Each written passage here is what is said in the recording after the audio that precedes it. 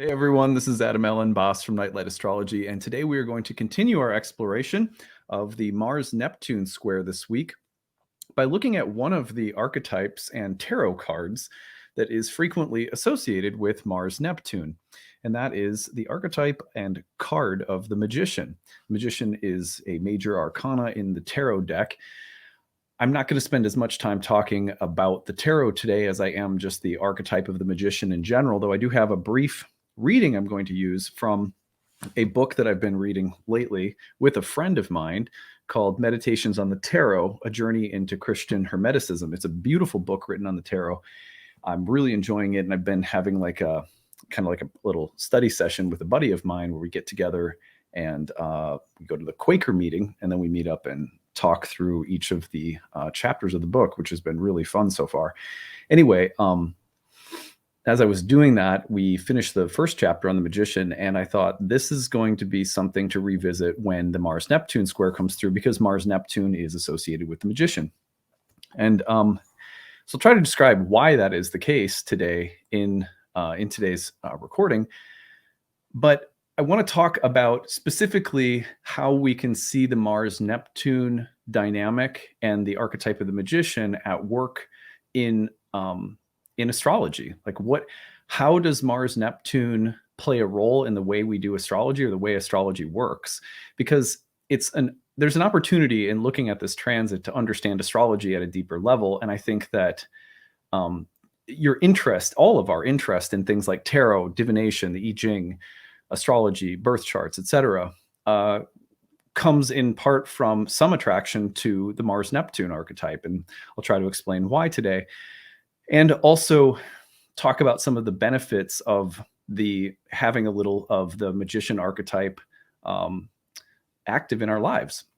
So anyway, before we do that, as always, don't forget to like and subscribe. Share your comments in the comment section and click the notification bell if you want updates when I go live. You can find transcripts of any of my daily talks, as always, on the website, nightlightastrology.com. Okay, so if, by the way, you have a story to share this week, don't forget to use the hashtag grabbed, or email us the story, grabbed@nightlightastrology.com. There should be some good ones, I'm guessing, from this very busy week of transits. Anyway, let's take a look at the real-time clock and refresh on the transit at hand so that we can just get a feel for what's going on this week before we dive into talking about the Magician. So you'll see here that here we go. Here is Mars making the square to Neptune. Of course, we talked about the fact that we have quite a lineup of planets in Pisces all going through the square with, conjunction with Neptune square to Mars sort of simultaneously this week. But you'll see that it's playing out especially on Tuesday, March 14th, and that it's sort of in the air Wednesday, Thursday, and even into Friday, where they're less than a degree apart. So it's really the rest of this week that these two planets are square to one another. Now, again, you have Neptune and Mercury. And so if you didn't watch yesterday's talk, I would recommend you go back and listen to it, because we opened the week talking about all of the transits of the week sort of overall. And that'll give you a more detailed breakdown, sort of a wide variety of archetypes to watch for throughout the week. Today, we're going to kind of focus in on the Mars-Neptune archetype and its association with the Magician. One thing that I found interesting, by the way, is that if you go back to 1692,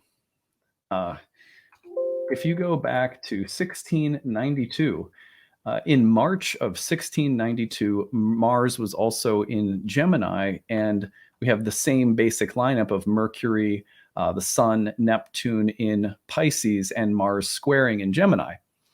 That was the opening month of the Salem witch trials, from the way that, at least when I was looking at it, I was like, what happened in 1692? So I was looking around, and in March of that year, apparently the Salem witch trials began. I thought that was kind of kooky. So I have some thoughts about that I'll try to weave in as we go, and how this all pertains to the magic and mysticism of the Magician. Now, let me scroll down here. So the reason that Mars and Neptune are associated with the Magician is that you have a sense of the Magician as a figure who has some uh, some mastery over, some control over the forces of reality itself. The sorcerer works with source. The magician, if you've ever seen the magician card in the tarot, actually, let me pull up an image of the card because that might be helpful.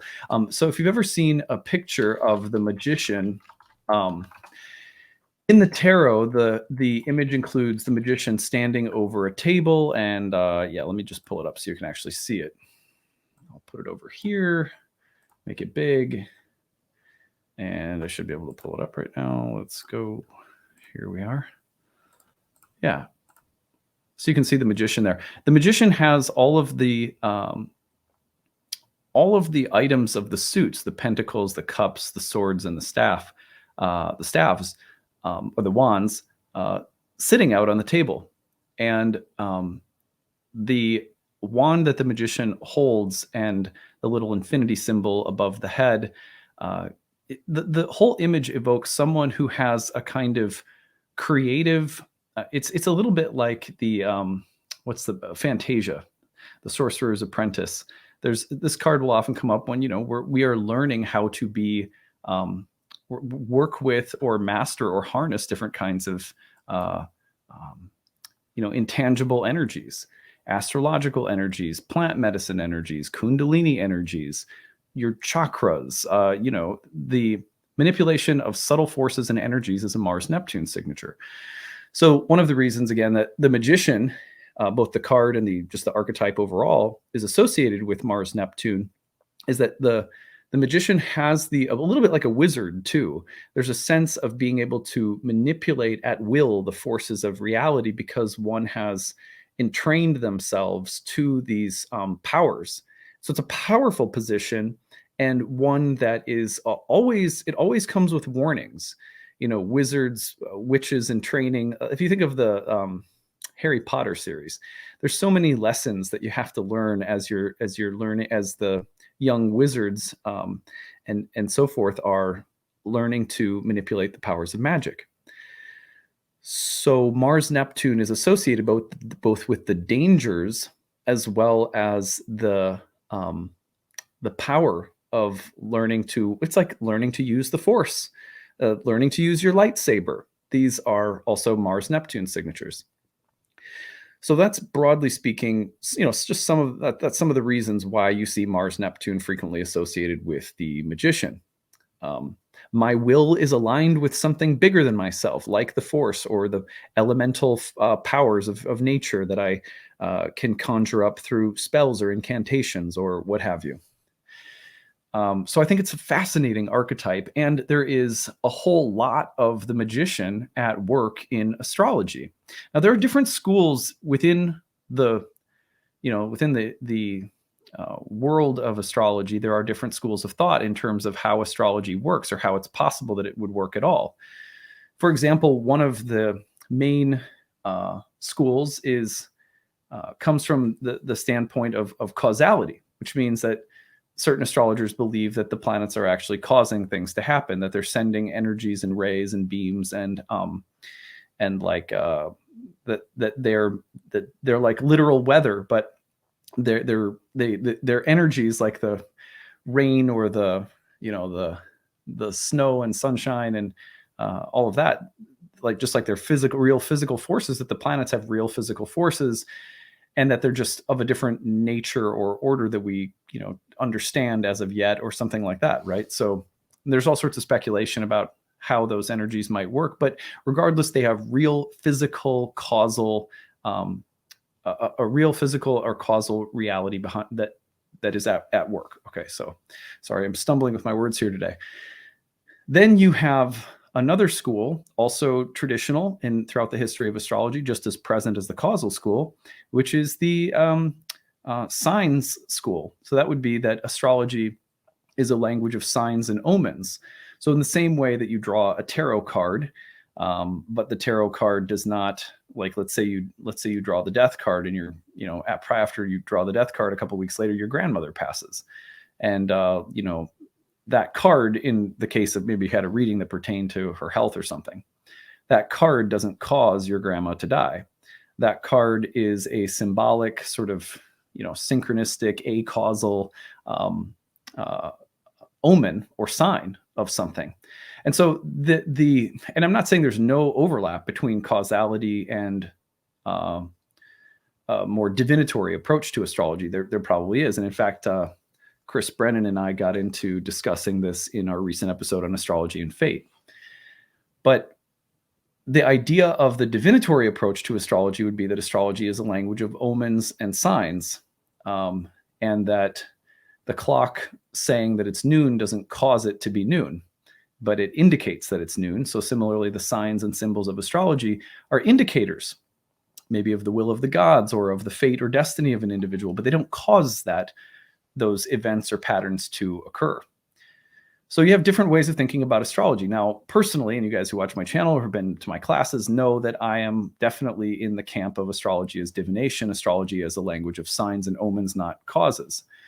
I'm open to there being some mysterious, I definitely think there are energies at play in reality, but I tend to think of the astrological language as pointing to them rather than being a literal embodiment of those energies. So at any rate, not that none of this really matters so much, but the reason I'm making this distinction to start with is because insofar as astrology is divination or has a divinatory function, doesn't have to be all one or the other, but insofar as there is a divinatory aspect to astrology, it is the magician that is always at work. And in a sense, you could say that Mars-Neptune as a combination, among other combinations, sometimes Mercury-Neptune. But this is Mars in Mercury's sign right now, squaring Neptune, which I find fascinating, that combination can adequately express a certain dimension of what astrology is and how it works. So we're going to talk about that today as a kind of meta conversation about Mars and Neptune. And then we're going to talk about 3 benefits of this Mars-Neptune oracular form of consciousness, or the 3 benefits of having a magical practice in your life. So let's go through them. I've got 10 to talk about.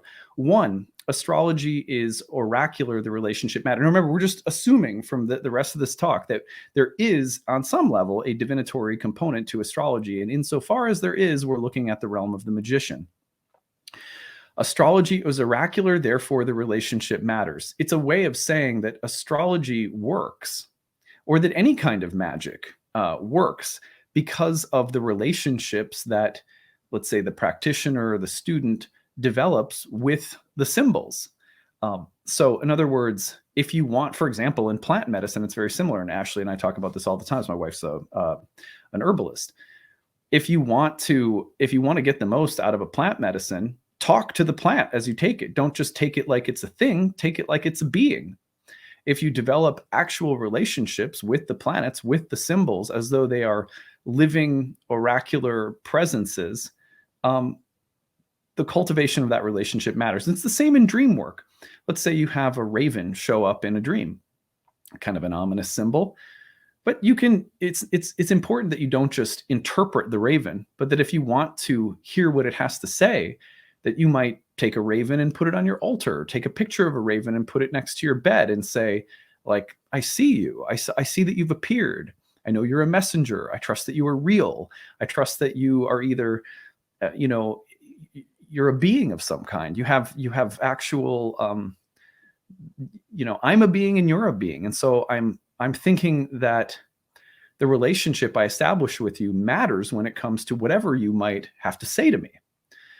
So insofar as astrology is oracular, having an active relationship with the symbols is one of the primary ways or means in which it works.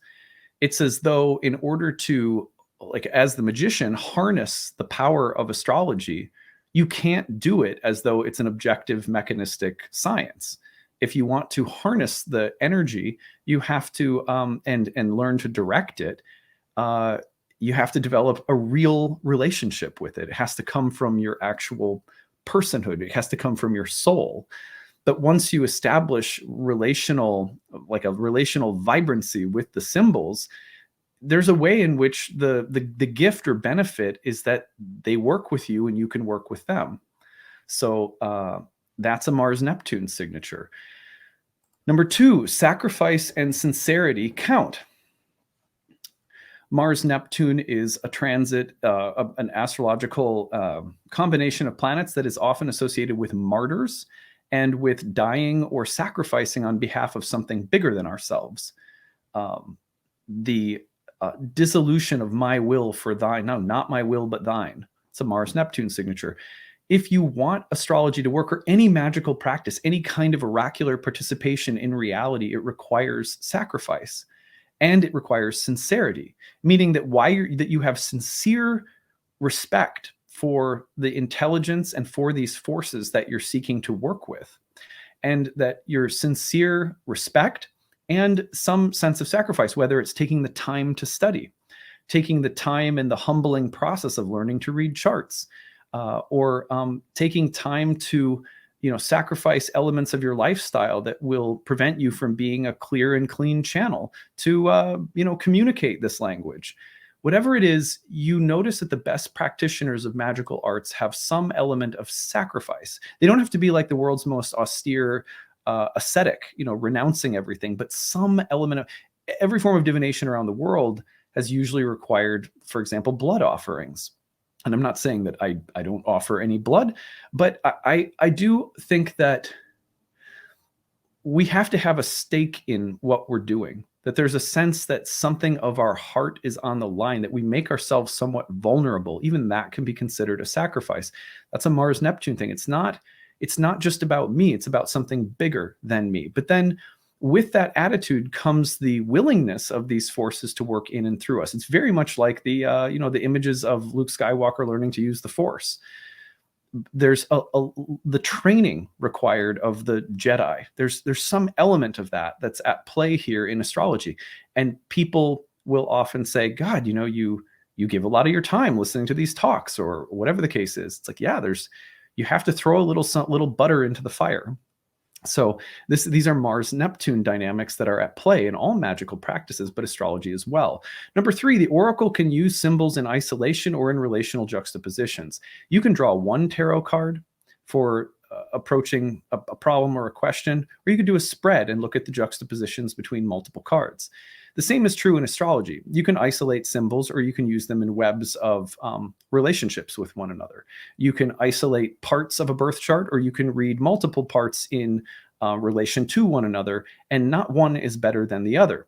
And in fact, the ability to be flexible and to either isolate factors and open them up with amazing depth, or to weave multiple factors together in equally profound ways, is a sign or a hallmark of a diviner. They're good at doing that with symbols. They have a kind of freewheeling ability to work with things very deeply in isolation, to like split the atom, or to open up webs of interpenetrating symbolism and create more cohesive like concerts of meaning.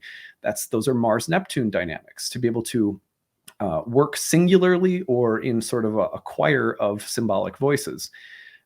This is why I always say in my classes, I make people for the first year of my programs work without the outer planets. When you work for a whole year with just the traditional 7 planets, what you learn is not so much that the outer planets are worthless, because you get in my year 2 program, we use them for the whole second year. But what you learn is that you can do way more with the traditional 7 than you typically think you can, because of the tendency to think that astrology is not fundamentally complete unless you're using the most amount of symbols possible. So one of the things that's interesting about Mars-Neptune is the way in which one singular focus, in a very sort of phallic Mars-like way, can be the means by which something tremendously creative and powerful happens. Or by, on the other hand, a dispersion of energy into multiple different directions can also be a very powerful way of accessing something numinous and, and meaningful. Number 4, the quality of the question leads to the quality of the answer. There is a "if you seek, you will find" quality to Mars-Neptune. The quality of the quest leads to the quality of what you complete or find along the way, or the quality of the journey itself. And so in astrology, it's also true that If clients come to sessions without specific, well thought of questions that are coming from their heart and coming from a desire to understand or work with an anxiety or move through a difficult patch of life, and the more the quality of the question with divination leads to the quality of the answer. The sincerity of the seeker is what leads to the profoundness of what is found. And because the treasure is in the heart of the quest itself. And that's what leads to finding something amazing. It's there all the time, and it expresses itself in something you find that looks like it's outside of you, but it's always been there in the seed of the quest. And this is a Mars-Neptune dynamic. Number 5, people persecute astrology out of envy and fear. Usually when I've seen people pick on astrology or attack astrology over the years, which is also a Mars-Neptune signature, attacks on mysticism, magic, religious persecution, hence the Salem witch trials, I would guess.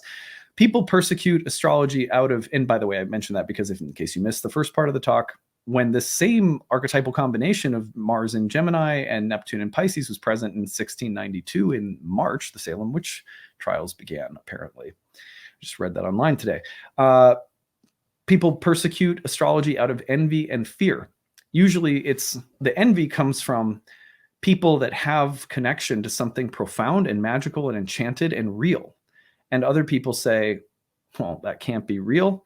And if it is and I don't have it, then rather than saying, wow, how can I have it? How can I know it? One of the responses that people have is to be envious or afraid of something that is real and mystical and magical, that puts you in a cosmos that's not just, not just some kind of fictional fantasy about spirituality, but it's substantive and real. When people get close to that, they will often get afraid or envious and can lash out from that space in a variety of different ways. Hence, astrology should never be used to take or gain advantage over other people or to intimidate or make other people afraid. And we can do that sometimes unconsciously, but that's why we have to be very careful not to, because what that does is it gives, in a sense, ammunition to the opposition.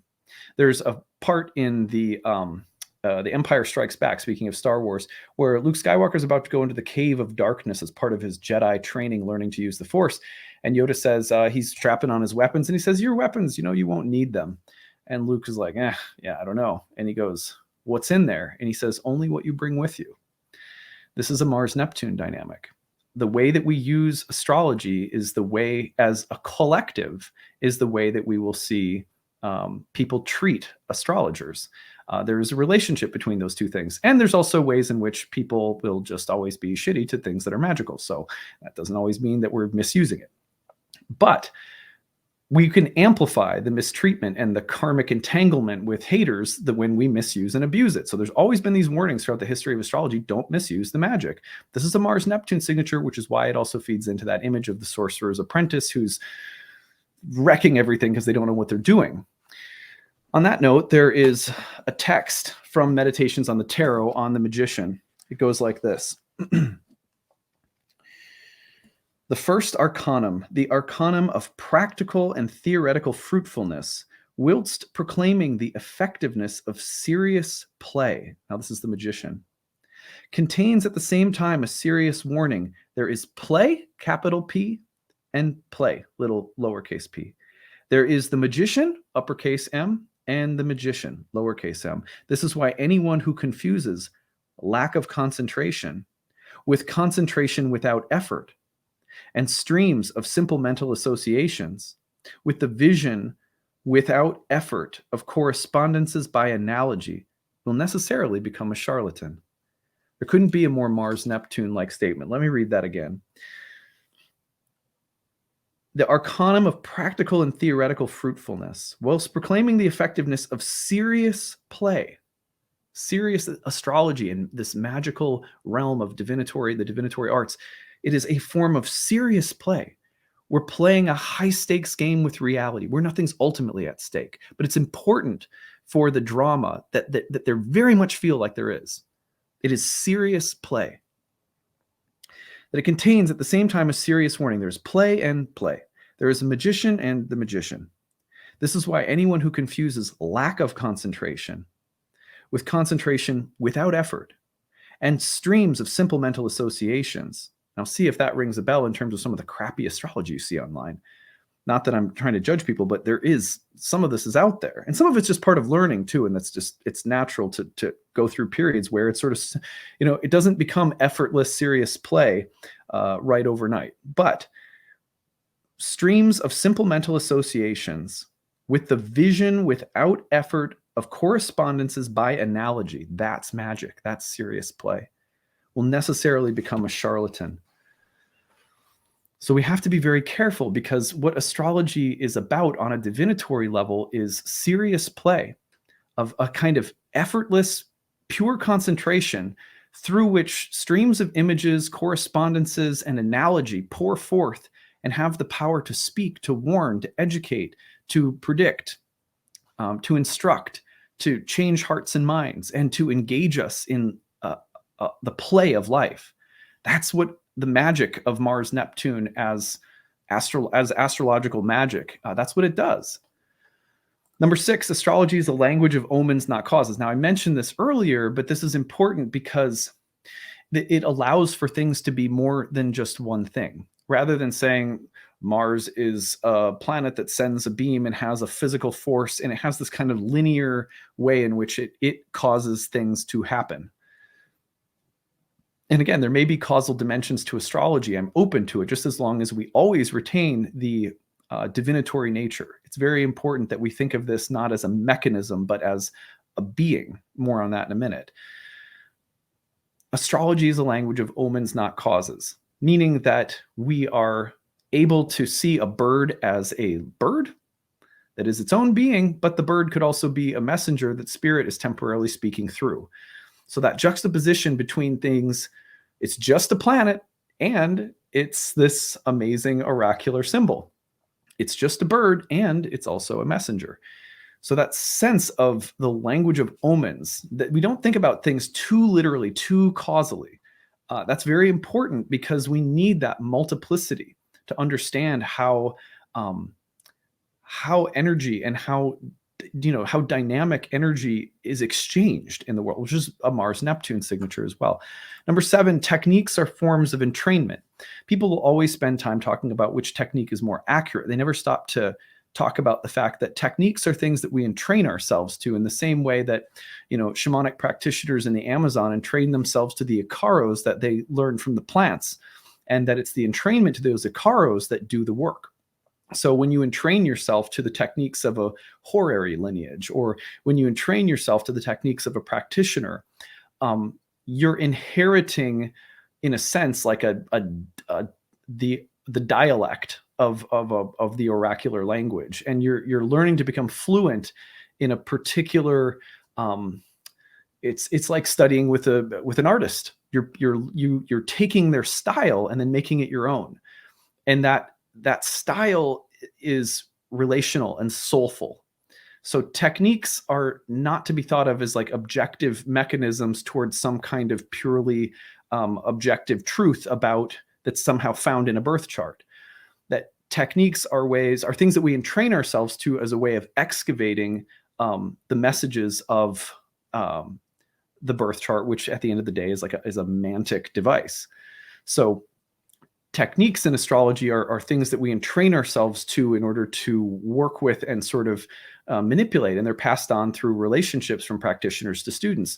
And that kind of entrainment to the lineage of wizards is a very Mars-Neptune kind of dynamic. Number 8, omens can inform, teach, warn, or foretell. They can do a lot of different things.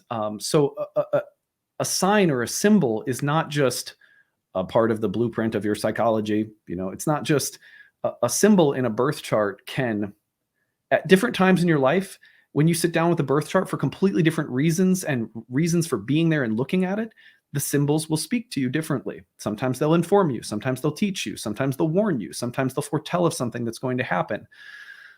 They're not just one thing. They have a multiplicity of meanings and uses. And that kind of multiplicity of meanings and uses is another Mars-Neptune dynamic. Number 9, craft consistency is crucial. More symbols doesn't mean better astrology. I kind of mentioned this one earlier. One of the things that, in order to be effective and to be effective at administering approaches, tools, and techniques, you have to, again, the idea of entrainment comes to mind, but that you do the same things over and over and over using the same, different, like if you use like a couple of favorite techniques that you like to use, that this is what leads over time to more effective demonstration of ability. This is how you get good at astrology. It's not so much that you add more and more and more and more things and symbols and asteroids and aspects and timing techniques and all of this. I mean, and I have nothing against any one of them, in a vacuum, or any school or house system, or it's like there's so many options. But one of the interesting things about Mars-Neptune, this is very similar to the idea of entrainment, is that the more consistently you use crafts for similar reasons in the same ways, the more that your ability to find the nuances and depth within them increases. So weirdly, more doesn't always mean better. There's a way in which having too many things in astrology can disperse your energy and make you weak, ineffective, and sort of uttering gibberish, and and then feeling really spun out and overwhelmed, which is also all Mars-Neptune. So the ability to like slice through the overwhelm of options when it comes to craft and technique in order to refine an approach that's sort of nebulous but is directed. That's a big part of how astrology is learned, as all divinatory arts. And number 10, reading charts well requires hermeneutic listening. We think often that we have to sit down and that we say, I'm here to tell you something. But divination, or the divinatory component of a reading, always works like this. You sit down and you say, why are you here? What can I do for you? What are your questions? What are your concerns? What aspects of the chart are you interested in? What aspects of your life are you feeling unsettled about? And then you listen. And as you listen, the charts come alive, and the idea to use certain techniques will naturally and intuitively arise, because as you listen carefully in the hermeneutic space of the reading, the reason for your meeting starts to appear and speak through the chart, through the symbols. And then you know where to go and you know what to do. So rather than asserting your will, you sort of surrender it, and then all of a sudden, the force of the reading, so to speak, comes through you. It's a very Mars-Neptune dynamic. So anyway, there are 3 benefits of oracular consciousness, whether you're into astrology or any form of magic. And I think these are the benefits of having a little Mars-Neptune in your life. If you keep developing your relationship with Mars-Neptune, it's not a what, it's a who. That Mars-Neptune will always what's the word I'm looking for? Resist. Mars-Neptune will always present us with Mars-Neptune resists objectification. Mars likes to objectify things. It's part of what Mars does, as a sort of masculine, driving, penetrating, acquiring energy. It goes at the object of desire. It tends to look at things more objectively in a sort of masculine yang kind of way. And Neptune, as a much more feminine, dispersive planet, will resist or even dissolve that kind of effort. However, if we refine our approach to say, I'm not dealing with a what, but I'm dealing with a who, meaning I don't look at reality as a series of like impersonal mechanistic forces to be mastered, which would be very potentially like a very dark Mars-y kind of thing. But instead, I look at reality as a living being whose nature I seek to know, I seek to understand, I seek to love or be in relationship with. That kind of seeking, that directing of effort and will is somehow like honored and embraced, and then our effort is then deeply rewarded and informed and given wisdom. If we seek, then we'll find. The quality of the question leads to the quality of the answer. So when Mars-Neptune can help us approach life to take all of our desires and our willpower and direct it toward knowing reality and knowing ourselves, And that's a kind of sacred mission. It redirects Mars and takes away its tendency to objectify things. The two is the soul is playing hide and seek with divinity.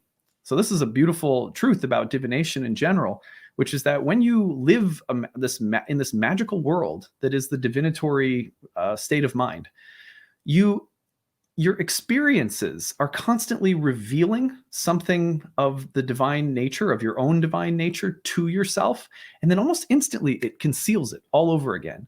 But then because it's done that, it's revealed and then concealed, it pulls you further in. It's like reality is this beautiful lover that's saying, hey, here, you see me? Did you like that? Did you like, going out or making out or whatever? And you're like, yes, more. And then all of a sudden, whew, gone. There's a little trail of, sparkles, and it says, follow me. You want to do that again? Great, but you have to work for it. You have to come find me. I think the thing that keeps us so enamored by divination is that it puts us into an enchanted cosmos, in a relationship with an enchanted cosmos, where things are being revealed to us just enough to keep us, just begging and dying for more. And then it hides itself again. Heraclitus said this in his fragments. He said something very similar, that reality is, the soul is sort of playing hide and seek with God. And I just feel like, man, is there anything more intoxicating to draw us along to?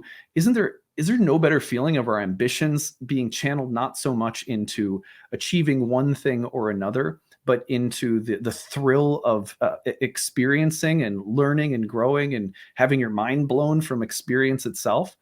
That's what astrology is doing to us. That's what all forms of divination do to us. In my experience over time anyway, it makes you feel like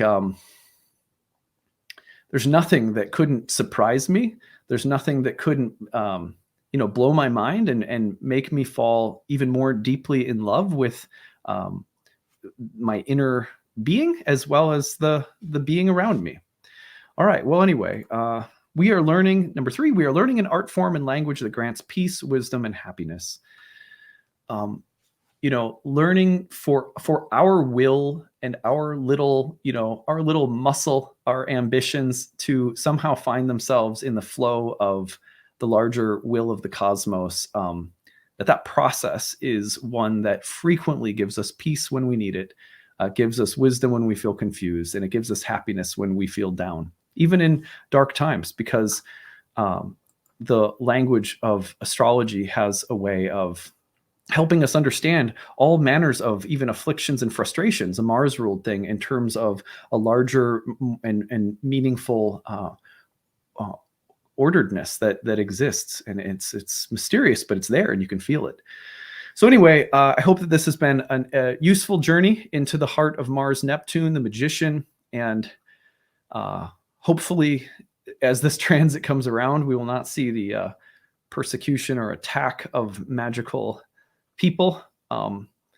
It's felt like a good time, given that history, to offer a little like a little astrological apologetics. This is a defense for the necessity and the virtue of the magician.